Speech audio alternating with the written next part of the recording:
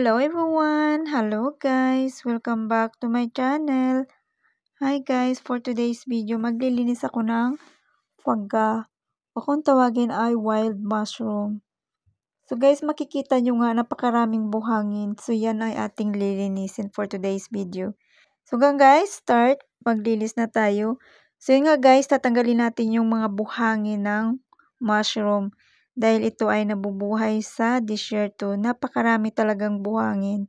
At yun nga, kabilin-bili na ng aking amo na iingatan ko ang paglinis nito dahil napakamahal daw ng 1 kilo nito. Nagkakahalaga ng 8,000.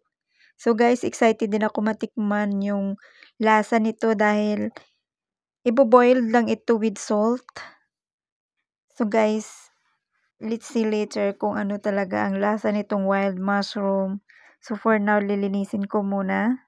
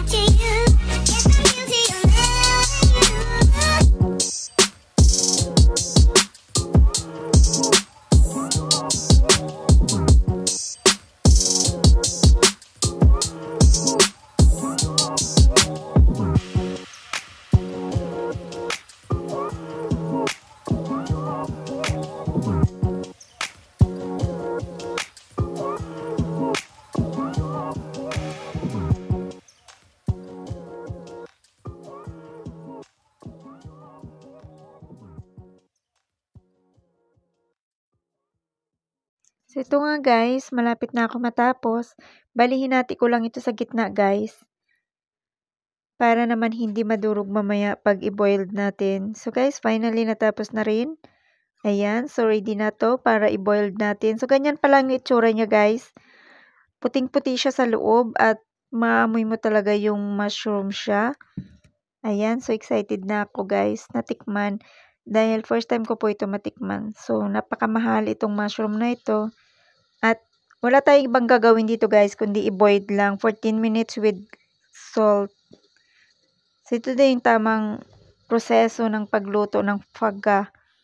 Na malalasahan mo talaga yung lasang mushroom. So excited na ako guys. So bali 1 kilo nga pala ito guys.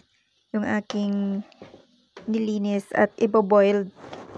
So excited na akong kumain ng fagga mushroom.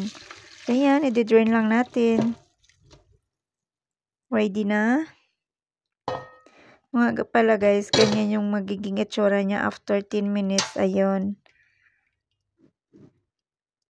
So guys, sasabihin ko ang lasa, sobrang sarap. Sulit.